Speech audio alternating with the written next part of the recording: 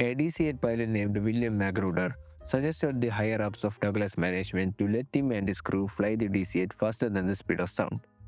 Sure, the plane might get disintegrated mid-air, but a record's a record. Now, why did he even come up with the idea?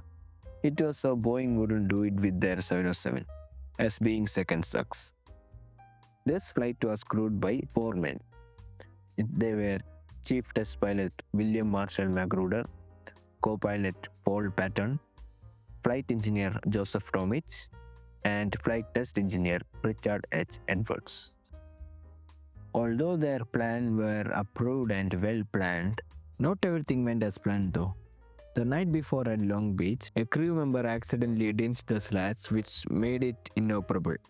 And during pre-flight check in Edwards, it was discovered that the trailing edge flaps were also damaged. But it wasn't clear how it got damaged though. But that wasn't really a problem, since aircraft can take off without flaps, unless they get an engine failure. The high takeoff thrust, low airspeed, and the rudder interlocking system which limits the rudder movement when flaps are up makes this takeoff risky.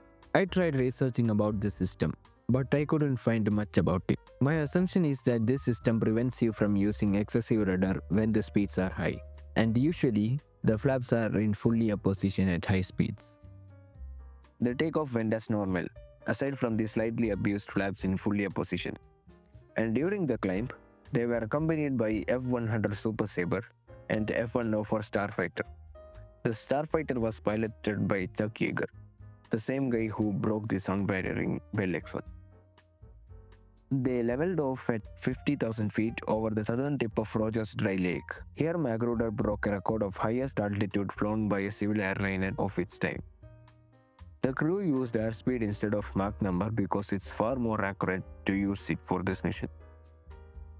They started descending at a rate of 500 feet per second, which in minutes is 30,000 feet per minute.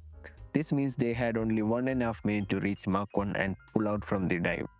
The aircraft started buffeting when it reached Mach 0.96, and when it reached 0.97, its ailerons started flapping 5 degrees simultaneously. Bit after that, it went away. At 45,000 feet, it crossed the sound barrier and it maintained Mach 1.01 for 15 seconds. And at 41,000 feet, they reached Mach 1.012. Now, here comes the actual difficult part. It was getting out of the dive. Magruder started pulling the yoke back. But the thing was, the aircraft wasn't pitching up. The elevators barely responded because of the aerodynamic forces.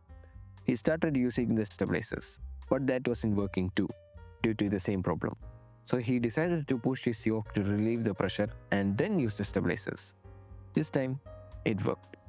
Now don't ask me the physics behind it because I tried to research and I myself couldn't find it.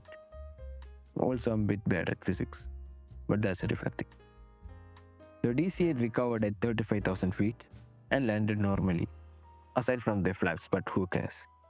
After the mission was completed, each crewman were awarded $1,000 bonus. Magruder got awarded the IVNC, I'm not going to pronounce it, trophy.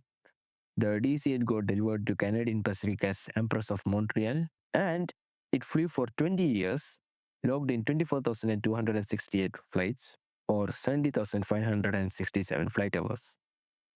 Eventually, it got scrapped in 1981, which is just sad. Like, why couldn't they send it to museum or something?